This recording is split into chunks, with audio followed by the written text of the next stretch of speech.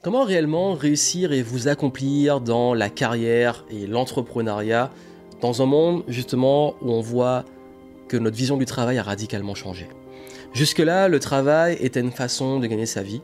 Voilà, je fais des études, j'ai des compétences, je trouve un métier, je touche mon salaire, je travaille de telle heure à telle heure, je profite de mes week-ends, mes vacances, et c'est normal.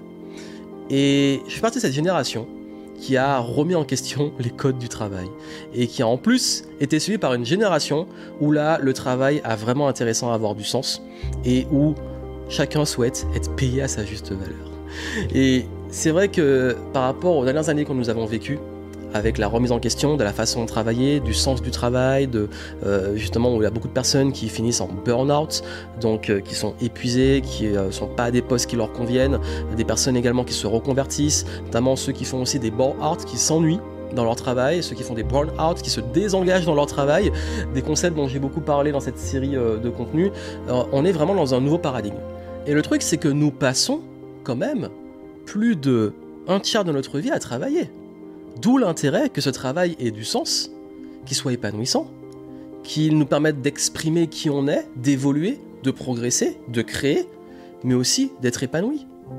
Et justement, j'ai sorti le flow tasking, une nouvelle voie de l'épanouissement et de la réussite personnelle et professionnelle. Et si j'ai partagé différents contenus, où j'ai parlé justement de la quête de sens, de trouver sa place, de s'organiser, de la productivité, de définir ses priorités, de trouver son rythme, etc., de remettre du flow et de la progression, c'est bien entendu dans sa vie et sa carrière. Et aujourd'hui, j'ai envie de parler de la carrière, parce que c'est un sujet tellement important. J'accompagne depuis maintenant plus de 10 ans des entrepreneurs, des personnes en reconversion, des personnes qui se lancent, des personnes qui sont déjà entrepreneurs et qui ont envie de s'affiner, se repositionner ou faire évoluer leur activité. Et c'est vrai qu'il y a toujours cette notion qui revient tout le temps, c'est le fait de mettre du sens et d'être épanoui dans ce qu'on fait. C'est vrai que moi, je m'adresse pas trop aux personnes qui veulent juste gagner de l'argent pour gagner de l'argent. Pourquoi ? Parce qu'on se rend compte vite que ouais, on peut gagner de l'argent, mais si derrière on fait pas des choses qui nous épanouissent et que ça permet pas de nourrir des projets qui ont du sens, soit on s'ennuie très vite, soit on abandonne parce que ça marche pas et puis du coup on passe à autre chose. Et c'est vrai que là, aujourd'hui, il y a une vraie quête de sens et une crise limite professionnelle. Beaucoup de personnes qui veulent justement un travail qui a du sens, où il y a de la flexibilité, où ils se sentent utiles, où ils peuvent progresser, où ils peuvent apprendre, où ils peuvent justement avoir aussi des relations saines avec les collaborateurs, les clients, etc. Et que ça soit dans la carrière à travers le salariat, le fait d'être à un poste où vous avez de l'évolution, du sens et vraiment l'exploitation de vos réelles compétences, et l'entrepreneuriat où vous pouvez avoir ça, on peut soit s'épanouir ou carrément se retrouver pas à sa place. Et c'est vrai que c'est vraiment dommage aujourd'hui de voir beaucoup de gens, que ce soit des entrepreneurs ou des salariés, qui ne sont pas à leur place, qui ne sont pas épanouis, qui s'épuisent, qui font des choses qui n'ont pas de sens pour elles, qui s'ennuient, qui tournent en rond, et qui finalement se disent « ouais, bon, à quoi bon ?» et tous les jours, ils se lèvent, ils ne savent pas pourquoi. Et c'est vraiment dommage. Et ça peut autant se faire dans l'entrepreneuriat, parce que depuis tant d'années qu'on accompagne des gens, le plus grand drame, c'est les gens qui se sont lancés dans des projets qui ne leur correspondent pas. Parce qu'ils ont suivi de mode.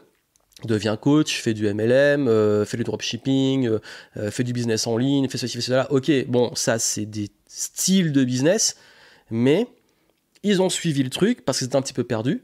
Ils se sont dit, ah tiens, je vais pouvoir être libre avec ça. Ils vont dedans et finalement, ils sont parfois même plus misérables que s'ils avaient été salariés parce qu'ils font un truc qui n'a pas de sens, qui est difficile, qui leur demande énormément de temps, donc ils sont plus libres. Et c'est vraiment dommage. Entrepreneuriat comme salariat, ce qui est important, c'est de trouver justement une forme d'épanouissement professionnel qui vous correspond. Comment on y parvient ? C'est justement ça le concept du flow tasking. C'est de réussir justement à remettre de la fluidité dans votre expansion professionnelle. Comment on y parvient ? Personnellement, je me suis lancé pendant mes études. J'ai voulu créer mon entreprise parce que moi, je voulais être libre, je voulais voyager. Et je fais partie de cette génération qui l'attraction, c'était la liberté et le voyage. Et c'est vrai que moi, pour avoir fait une école de commerce, très avec des codes, il faut faire comme ça, et il faut penser comme ça, je me suis vite senti étouffé. Et d'ailleurs, j'ai fait des stages que j'ai détestés parce que bosser pour des gens, bosser pour des patrons, me lever pour aller bosser de telle heure à telle heure et tout, ça me plaisait pas. Moi, tout ce que je voulais, c'était pouvoir bosser sur mes projets, créer, avoir une réelle autonomie, me sentir aussi utile, être libre. Oui, il y avait une part égoïste, la liberté financière notamment, mais aussi jamais réussir à faire les choses sans que ça soit utile, sans que c'est ait du sens, sans que je sente que ça serve finalement à quelque chose, où je me dis, bon ok, je bosse, mais au moins je vois que mon travail, il contribue à quelque chose qui parfois me dépasse. C'est d'ailleurs pour ça aussi que j'écris des livres. Parce que je me dis, ok, ce livre-là, même quand je serai plus là, il sera là. Et puis la voix, la philosophie du flow tasking, elle va rester. D'ailleurs, si vous ne voulez pas commander, hein, commandez-le. Parce que là, on arrive au bout de la série que je partage avec vous. Mais vraiment, ce qu'il y a derrière, c'est qu'il faut comprendre que, oui, si vous pouvez vous sentir utile, si vous pouvez exprimer votre créativité, si vous pouvez justement développer des compétences de façon régulière, si vous pouvez avoir cette variété de projets qui utilisent et qui exploitent vos talents tout en les développant, c'est là que vous allez réellement vous épanouir. Et l'expansion professionnelle, c'est justement l'extension de vous-même. Moi, je ne sépare pas la personne de son travail. Alors oui, on peut différencier les moments où on est dans l'étiquette professionnelle, l'étiquette personnelle, mais finalement, notre travail fait partie de nous. Notre travail, c'est une extension de nous. Je ne suis pas de l'école, qu'est-ce que tu fais dans la vie et ton travail te définit. Par contre, le travail, c'est une des facettes de ce qu'on fait. Et il est évident que ce travail, comme il prend beaucoup de place, surtout dans l'entrepreneuriat, il a d'autant plus intérêt à être valorisé, utile et surtout joyeux pour nous, qui est cette forme de joie qu'on va bosser, qu'on se dise, ok, parfois c'est dur, parfois faire des choses qu'on n'aime pas, mais ça a assez de sens et assez d'expression de ce qui me tient à cœur sur le long terme pour que je m'y mette vraiment. Ce travail aussi, il a besoin d'être valorisé, d'être reconnu dans différentes formes, d'avoir le retour des personnes pour se dire, ok, là, ma pratique professionnelle, elle est utile, elle sert et je le fais bien, ou en tout cas, je peux l'améliorer et progresser. De même, parfois aussi, c'est l'argent, le fait d'être bien payé. Forcément, on dira ce qu'on veut, c'est dur d'être motivé si on donne beaucoup de soi et qu'on n'a pas la récompense. L'entrepreneur qui donne beaucoup mais qui n'a pas les résultats, c'est décevant. Le salarié qui donne beaucoup et qui stagne au même salaire et qui n'a pas d'évolution, de prime, etc., il manque un truc. Donc c'est ok d'avoir besoin aussi de reconnaissance, d'avoir besoin que ce travail soit reconnu, soit récompensé, et c'est ok. De même que la qualité des relations. On dit que dans la vie personnelle, la qualité de nos relations détermine la qualité de notre vie, de notre bonheur. Mais c'est également le cas dans la qualité des relations professionnelles. D'ailleurs, beaucoup de personnes qui font des burn-out ou qui en ont marre de leur taf, c'est à cause de leurs collègues ou de la hiérarchie. Dans l'entrepreneuriat, c'est si tu n'aimes pas tes clients, tu vas pas aimer aller bosser. Donc, je pense que cette qualité de relation, elle est importante aussi. Donc, de cultiver des relations saines. Et également de développer des compétences, sentir qu'on évolue. On pense souvent qu'à la fin des études, c'est fini, on sait tout. Forcément, dans un monde qui change, dans un monde qui évolue, si vous arrêtez, vous n'allez pas évoluer. Donc l'intérêt d'une carrière réussie, c'est aussi de développer des soft skills, des compétences douces, notamment le fait d'être agile, d'être créatif, de s'adapter, de bien également réussir à résoudre des problèmes. Ça, ce sont des soft skills qui sont ultra importants. De même que l'organisation. Savoir aussi répondre au niveau des émotions. Tout ça, j'en ai parlé dans les précédentes capsules. Et il y a aussi les hard skills. Savoir vendre, savoir convaincre, savoir également communiquer, savoir gérer l'argent et en générer, savoir également tout ce qui va toucher aux compétences de votre métier pur. C'est votre métier pur qui demande certaines compétences de les avoir, les hard skills. Donc ça soit en informatique, la programmation, dans la santé, forcément, le corps humain, tout ça, tout ce que vous allez pratiquer en médecine, ou chez les kinés, de la compréhension des mécanismes du corps et des exercices pour pouvoir justement le rééduquer. Tous ces éléments-là, ils sont ultra importants selon le métier que vous avez. Donc, je différencie les hard skills à développer pour un métier et qui sont importants pour pouvoir pratiquer ce métier, que ça soit en indépendant, dans un business ou en tant que salarié, et les soft skills qui sont là, qui sont transversaux et qui sont de l'ordre de comment vous arrivez justement à vous adapter, à être agile, à réfléchir, à penser, à communiquer, à être créatif, etc. Donc finalement, l'enjeu majeur, c'est cette notion de challenge qui va évoluer, qui va progresser et de compétences que vous allez développer. Et ça vous fait rentrer dans la fameuse zone de flow. Une zone dans laquelle vous progressez. Une zone où l'équilibre entre vos compétences et le challenge est idéal. Une zone dans laquelle, quand vous montez en compétences, vous montez en challenge. Quand vous montez en challenge, vous montez en compétences. Une zone dans laquelle vous êtes en évolution constante. Une zone dans laquelle vous restez épanoui. Parce que s'il n'y a pas de challenge, vous vous ennuyez. Ou si vous n'avez pas les compétences, vous devenez anxieux. Une zone dans laquelle vous allez aussi vous amuser. Vous allez explorer.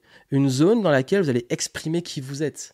Une zone dans laquelle vous allez réussir justement à avoir une progression plus en conscience et dans le respect de votre personnalité, de vos valeurs. Une zone dans laquelle vous allez pouvoir aussi évoluer avec, au-delà du sens, avec une capacité d'adaptation. Parce que le monde, comme je l'ai dit, il évolue. Mais quelles sont les décisions que vous mettez en pratique? Quels sont vos choix et quelles sont vos actions? Parce que le flow tasking, c'est aussi l'action. Parce qu'il va être important de redéfinir qu'est-ce que le succès pour vous? Qu'est-ce que vraiment la réussite pour vous? Parce que sur le plan de l'entrepreneuriat ou la carrière, on voit toujours la réussite liée à des chiffres, liée à des résultats, etc. Je ne dis pas que ce n'est pas important, mais tout ça, ce sont des conséquences d'autre chose. Conséquences de tout ce que vous allez exprimer comme talent, comme compétence, comme choix, comme décision, comme habitude, comme discipline, comme tout ce qu'on a vu durant cette série. Parce qu'en fait, finalement, l'abondance, la réussite, tout ça, c'est une conséquence de qui vous êtes et de ce que vous mettez en pratique. Et si vous arrivez justement à apprendre la voie du flow tasking, c'est là que vous allez vous rendre compte que ça va être beaucoup plus fluide. Parce que vous allez semer sur le long terme. Vous allez développer les ressources. Et même si vous n'avez pas les ressources, oui, j'ai pas beaucoup de temps, j'ai pas l'argent, j'ai pas l'énergie, etc., vous allez pouvoir avoir les capacités par vos soft skills et hard skills et par votre attitude à aller puiser dans ces ressources infinies, à aller les créer. Bon, combien de trucs que j'ai fait sans argent? Et je suis allé justement le générer en suivant justement le flow et en mettant en place des actions. Des fois, j'ai pas le temps, je m'organise. Des fois, j'ai pas l'énergie, je vais aller créer cette énergie à travers le sens, l'hygiène de vie, etc. Donc tout ça, vous avez un pouvoir dessus. Et ce pouvoir, vous pouvez le reprendre. Reprendre votre souveraineté et justement reprendre en main votre carrière. Et vraiment, ça me tient à cœur de le dire, c'est que la carrière, ça doit vous correspondre. Pas juste suivre des codes ou ce qui est bien ou ce qui est mal, c'est juste, ok, moi, dans quoi j'ai vraiment envie de m'épanouir, dans quoi j'ai envie d'être utile, dans quoi je peux exploiter mes avantages, mes atouts, mes talents, etc. Dans quoi je peux aussi avoir de l'impact, dans quoi je peux, plus je vais créer de valeur, plus je vais recevoir. Parce que finalement, le game, c'est créer de la valeur. Quand vous créez de la valeur par votre travail et que vous respectez en plus vos valeurs, c'est là que vous recevez le plus.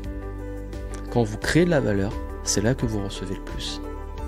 Donc si aujourd'hui vous voulez vraiment un réel épanouissement dans votre carrière et dans vos affaires, retenez ce concept. Devenez l'opportunité et créez de la valeur. Et si ça peut vous aider, commandez le livre, c'est pas encore fait. Allez sur l'espace membre, vous avez pas mal de ressources pour vous aider justement par rapport à la carrière, l'entrepreneuriat et tout, pour aller plus loin dans cette philosophie que j'ai partagée avec vous.